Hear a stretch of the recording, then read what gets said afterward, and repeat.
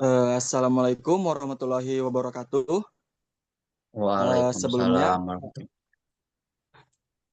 sebelumnya saya ucapkan terima kasih kepada Bapak Rudiana Salam dan Ibu Mutia Syakirotin selaku dosen pengampu mata kuliah Politik Pertanian. Baik, kami di sini dari kelompok 5 kelas D sebelumnya. Nah, kami akan mempresentasikan hasil diskusi kami mengenai kebijakan perkreditan. Next.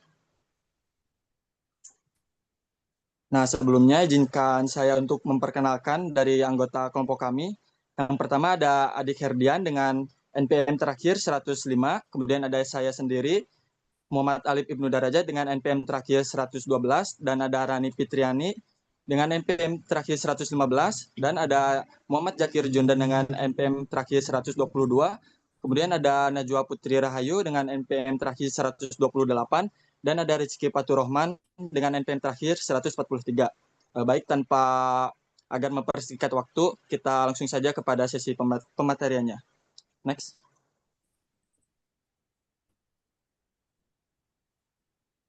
Baik, di sini yang pertama akan saya jelaskan terlebih dahulu mengenai pengertian perkreditan dan kebijakan perkreditan.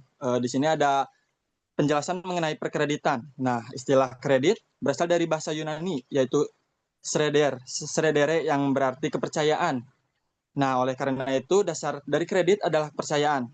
Jadi ketika ada seseorang atau suatu badan yang memberikan kredit, nah mereka percaya bahwa penerima kredit tersebut pada masa yang akan datang akan sanggup memenuhi segala sesuatu yang telah dijanjikan.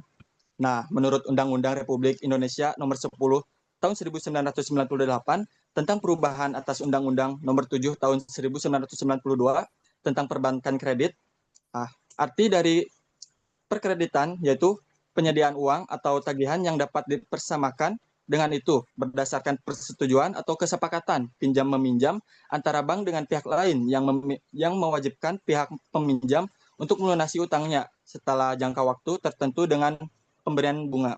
Next. Nah, selanjutnya ada pengertian mengenai kebijakan perkreditan. Kebijakan perkreditan merupakan serangkaian aturan dan pedoman yang ditetapkan oleh perusahaan atau lembaga keuangan dalam memberikan kredit kepada pelanggan atau debitur. Kebijakan ini bertujuan untuk mengelola risiko kredit, memastikan kelancaran pembayaran, dan menjaga kesehatan keuangan perusahaan. Pengelolaan kredit yang efektif merupakan hal yang sangat penting bagi perusahaan penyalur kredit agar perusahaan dapat meminimalisasi risiko yang timbul akibat kredit yang telah diberikan tidak dapat dilunasi. Next. Baik, untuk materi selanjutnya akan dijelaskan oleh Najwa Putri Rahayu. Kepadanya waktu dan tempat dipersilahkan. Terima kasih. Baik, terima kasih kepada moderator. Di sini saya akan menjelaskan mengenai tujuan dan fungsi kredit. Untuk tujuan sendiri, yang pertama itu ada mendapatkan keuntungan. Nah, bentuk bunga yang diterima oleh bank sebagai balas jasa dan biaya administrasi kredit yang dibebankan kepada nasabah menjadi sektor keuntungan yang menjadi prioritas bagi bank untuk mendapatkan laba yang sebesar-besarnya. Nah, keuntungan dari bunga ini merupakan dana yang digunakan untuk kelangsungan atau operasinya kegiatan usaha bank. Nah, jika bank mengalami kerugian secara terus-menerus, maka tidak menutup kemungkinan kegiatan bank akan dilikuidasi atau ditutup. Lalu yang kedua ada membantu usaha nasabah.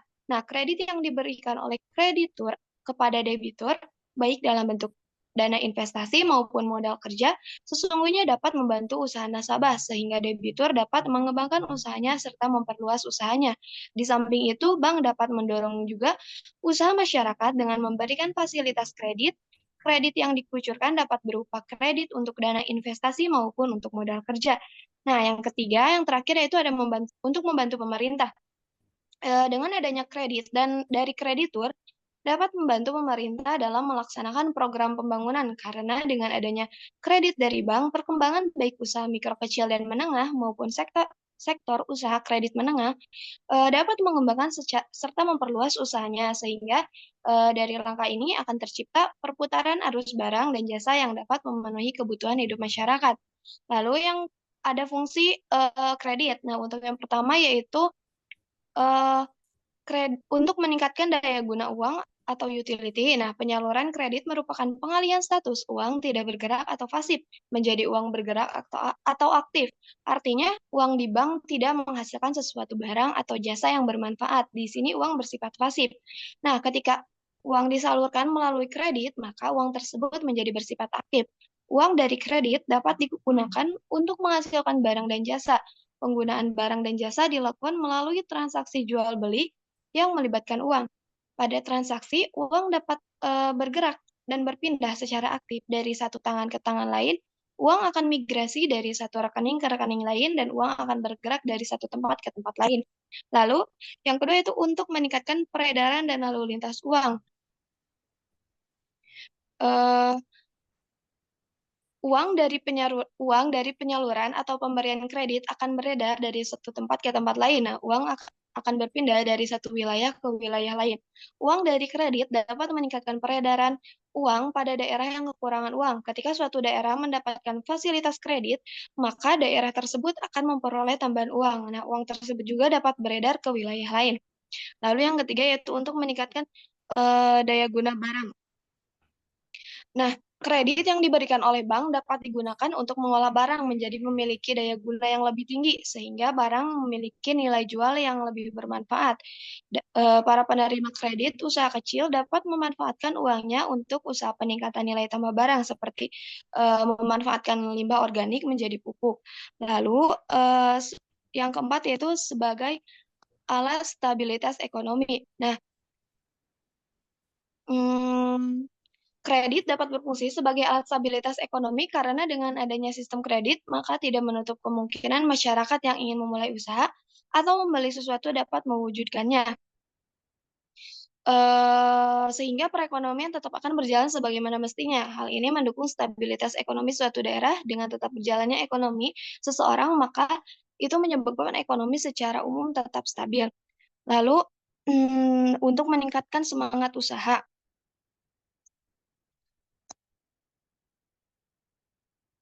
lalu, karena bahwa bantuan kredit yang diberikan oleh bank akan dapat mengatasi kekurangmampuan para pengusaha di bidang permodalan tersebut, sehingga para pengusaha akan dapat meningkatkan usahanya. Lalu, yang keempat yaitu untuk meningkatkan pemerataan pendapatan.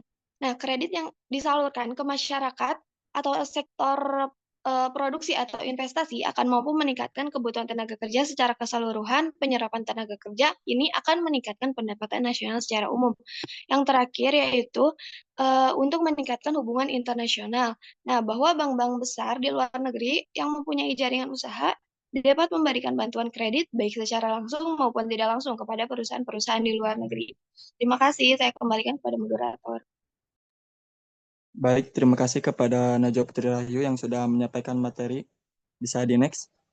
Nah, selanjutnya materi akan dijelaskan oleh Rizky Faturrahman. Kepadanya waktu dan tempat dipersilahkan. Baik, terima kasih moderator. Di sini saya akan menjelaskan tentang dasar penerapan dan pemberian kredit, di mana dasar penerapan dan pemberian kredit ini didasarkan pada berbagai aspek yang bertujuan untuk memastikan kelayakan dan keberlanjutan kredit. Next.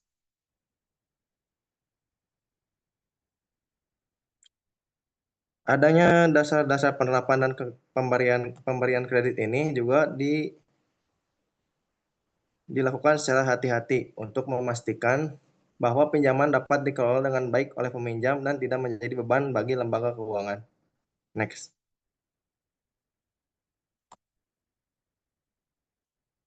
Adapun dasar penetapan dan pemberian kredit ini didasarkan pada asas yang pertama ada asas kehati-hatian atau prudential banking principle, di mana asas kehati-hatian ini di mana bank atau lembaga keuangan harus berhati-hati dalam menilai risiko kredit guna menghindari potensi kredit macet atau non-performing loan atau NPL. Selanjutnya ada kepatuhan terhadap regulasi. Kepatuhan terhadap regulasi ini mengacu pada regulasi dari otoritas keuangan, seperti misalnya yang pertama ada Undang-Undang Perbankan, yang kedua ada Peraturan Bank Indonesia atau BI, yang terakhir ada Peraturan Otoritas Jasa Keuangan atau OJK. Selanjutnya ada analisis kelayakan kredit. Analisis kelayakan kredit ini menggunakan berbagai metode, seperti analisis laporan keuangan, cash flow, dan rasio keuangan untuk menilai kemampuan membayar peminjam.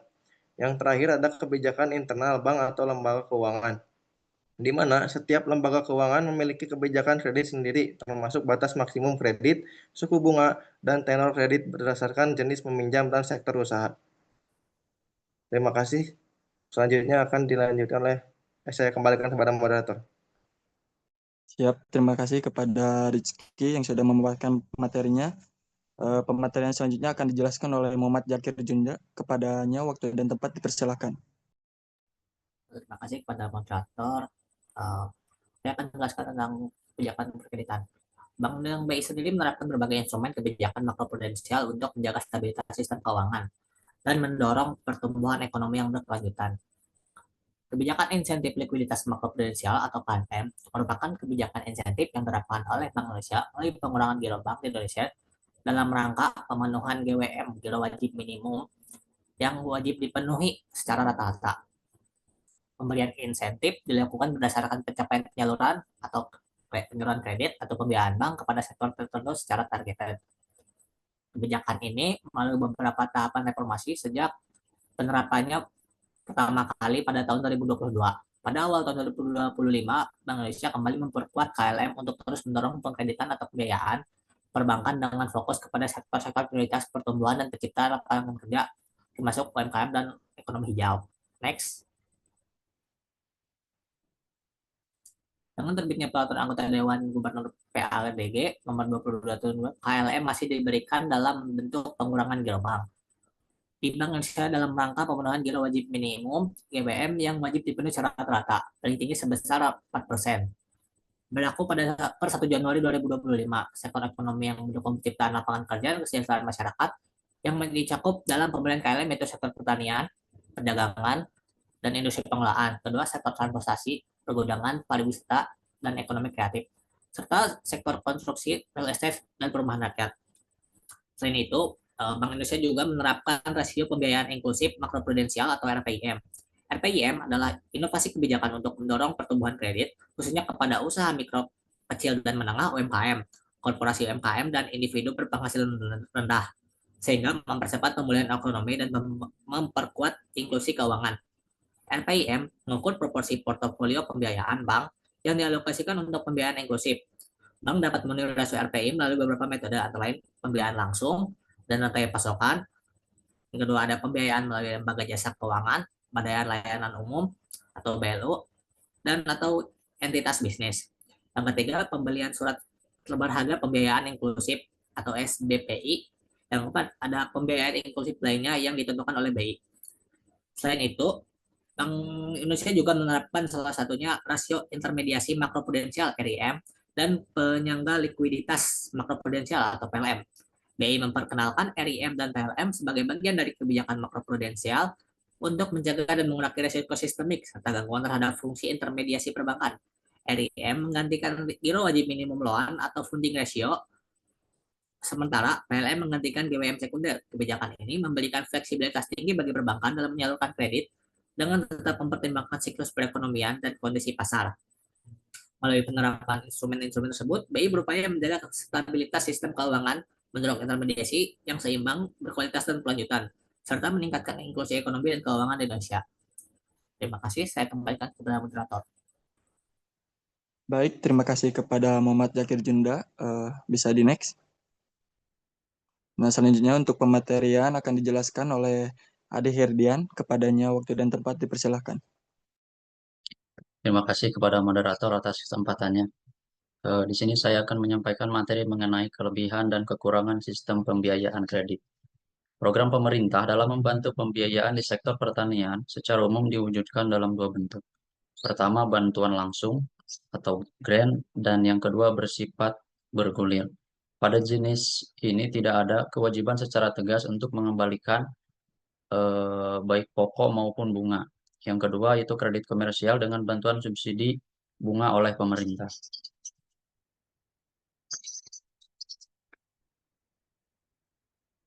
Adapun kelebihan dan kekurangan dari sistem pembiayaan kredit secara bantuan langsung atau bersifat tunai.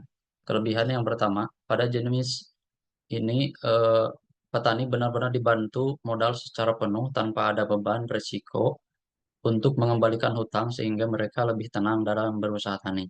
Selain itu juga, jika dikelola dengan baik oleh kelompok tani, ada potensi yang besar bagi petani atau kelompok tani untuk membentukkan modal sehingga mereka bisa mandiri dan tidak lagi memerlukan bantuan modal di masa datang. Adapun kekurangannya, yang pertama, kurang mendidik petani untuk lebih bertanggung jawab dan berperilaku profesional dalam penggunaan dana masyarakat. Yang kedua, peluang terjadinya modal hazard sangat besar. Yang ketiga, kontinuitas pelaksanaan sangat tergantung dengan keberadaan suatu proyek sehingga ketika proyek berakhir, program pun juga terhenti. Yang keempat, sangat terbebani anggaran pemerintah dengan output yang tidak terukur secara jelas.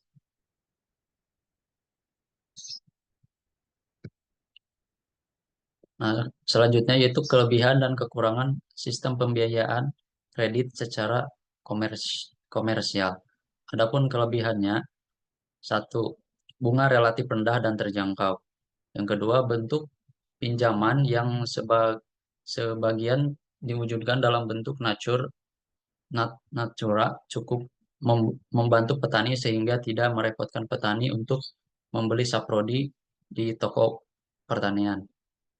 Yang ketiga, pengusulan secara berkelompok untuk mendapatkan kredit juga lebih efisien dan murah. Di samping merangsang anggota kelompok untuk bekerja lebih solid, walaupun belum yang keempat, walaupun belum secara maksimal dalam taraf tertentu, dapat mendidik masyarakat untuk lebih bertanggung jawab dan profesional dalam pengelolaan dana masyarakat. Dan yang kelima, petani atau kelompok tani dapat mengenal prosedur dan mekanisme sistem perbankan sehingga diharapkan seandainya program berakhir, mereka sudah terbiasa berurusan dengan perbankan dan bisa secara mandiri mengajukan pembiayaan usaha taninya. Nah, adapun kekurangan dari sistem komersial ini, yang pertama masih relatif sulit untuk diakses oleh petani karena syarat pengajuan yang cukup ketat. Pinjaman yang sebagian diwujudkan dalam bentuk natura cukup membantu petani sehingga tidak merepotkan petani untuk membeli saprodi di toko pertanian. Yang kedua, waktu yang dibutuhkan dari mulai pengajuan kredit hingga realisasi dinilai masih relatif aman. Yang ketiga, persyaratan aguan yang mengharuskan tanah atau bersertifikat masih sulit dipenuhi. Dan yang terakhir, dalam kasus tertentu, keharusan berkelompok dan keluasaan area minimal yang tertentu juga menjadi problema tersendiri bagi para petani dalam yang lahannya sempit. Sekian materi dari saya kembalikan lagi kepada moderator. Terima kasih. Baik, terima kasih kepada Adik Herdian yang sudah menyampaikan pemateriannya. Bisa di next. Nah, untuk selanjutnya pematerian akan dijelaskan oleh Rani Fitriani. Kepadanya waktu dan tempat dipersilahkan. Terima kasih atas waktu dan kesempatannya. Saya akan memaparkan materi tentang pengaruh kredit pertanian bagi petani Indonesia, yang dimana program kredit sangat berpengaruh terhadap peningkatan penyerapan tenaga kerja dalam memenuhi kebutuhan pangan, terutama karena jumlah populasi yang terus bertambah. Lalu, sebagai pendorong pembangunan sektor pertanian, khususnya dalam produksi pangan yang dapat membantu mengurangi tingkat kemiskinan karena harga bahan pokok yang mahal. Selanjutnya, meningkatkan produktivitas petani dengan menyediakan modal untuk membeli input pertanian seperti benih, pupuk, dan pestisida. Serta mendorong pembangunan ekonomi lokal dengan memberikan modal kepada petani kecil dan menengah yang dapat meningkatkan daya beli mereka di pasar lokal. Terakhir, meningkatkan investasi dalam pertanian kredit pertanian, memperkuat keberlanjutan pertanian, meningkatkan kemampuan petani untuk bersaing, mengurangi risiko kredit pertanian jangka panjang, dan mendorong pertumbuhan ekonomi. Next.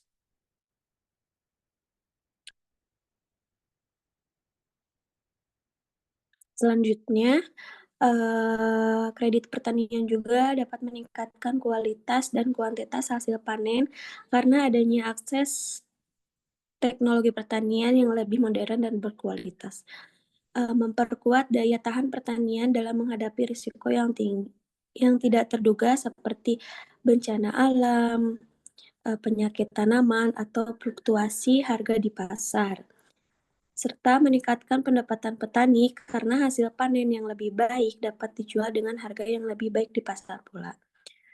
Terakhir, kebijakan pemerintah harus terfokus pada pengembalian modal petani seperti permaksimalan energi. Pemerintah mendorong atau mempromosikan tabungan dan kredit bank agar dapat mengejar pembangunan di sektor pertanian, adanya aturan yang tegas dalam pembebanan antara suku bunga kredit dan suku bunga tabungan sehingga memotivasi petani untuk menabung dalam upaya menghasilkan dana pinjaman yang dibutuhkan. Terima kasih, dikembalikan kepada moderator. Baik, terima kasih kepada Rani Fitriani. Bisa di next.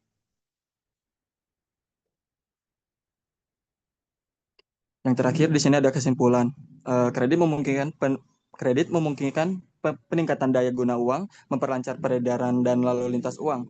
Nah, kebijakan perkreditan harus dirancang dengan hati-hati, mempertimbangkan asas kehati-hatian, kepatuhan terhadap regulasi, serta analisis kelayakan kredit agar risiko kredit macet dapat diminimalkan.